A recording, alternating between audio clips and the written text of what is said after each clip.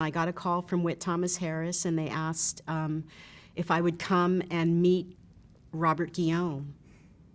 So I met Paul Witt and Tony Thomas first, and then I went to lunch with Robert Guillaume, and we had a long conversation. And he was, Robert was another person who was very accomplished and was very unhappy about certain aspects of his character and wanted to have more diversity in the writing staff and everything. And Whit Thomas Harris was really great about, trying to do that for him. And so we hit it off, and that's how I ended up on, they decided to hire me on Benson. He was a very proud, dignified kind of a man, and he was somebody who I think had experienced a lot of hard times. And so he was probably a little hypersensitive, and they really tried to accommodate that because that was a big hit show, and that character was a great character, originated on soap. And so I think, they were just really trying to keep him happy and keep the show going. I was a story editor, and that was a big tonal change for me, because all the work that I had done before were Gary Marshall shows. Gary Marshall shows were a bit broader.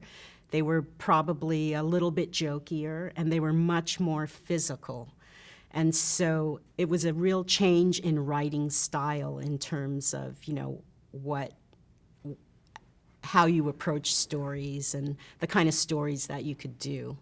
And, he was the budget director, which I don't know why they made him the budget director, because it's not really a minefield of comedy.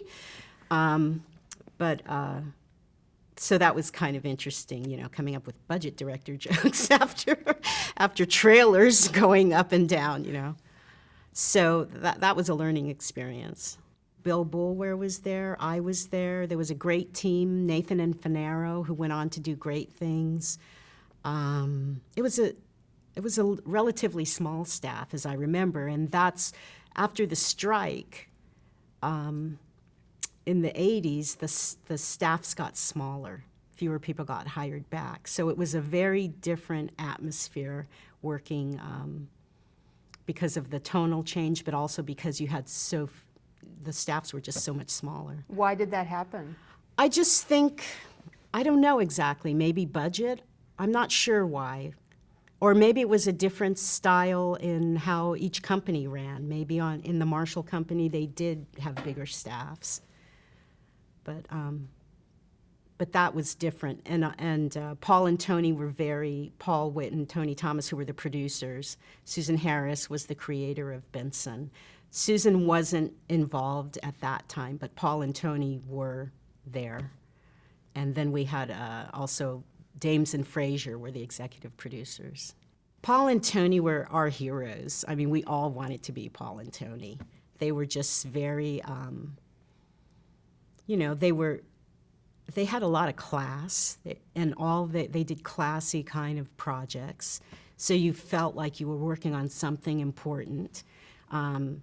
Susan Harris was the creator, so, a wonderful writer and just amazing. Another hero of mine. So we really looked up to them. They treated us so well. We were like, I felt like we were racing greyhounds or something. All we had to do was worry about writing, and they just, provided well for us. And they always, they were very involved in the writing with the notes and all that kind of stuff, and helping, to help you along. So they were great to work with and very hands-on. I learned a lot about post-production from them as well.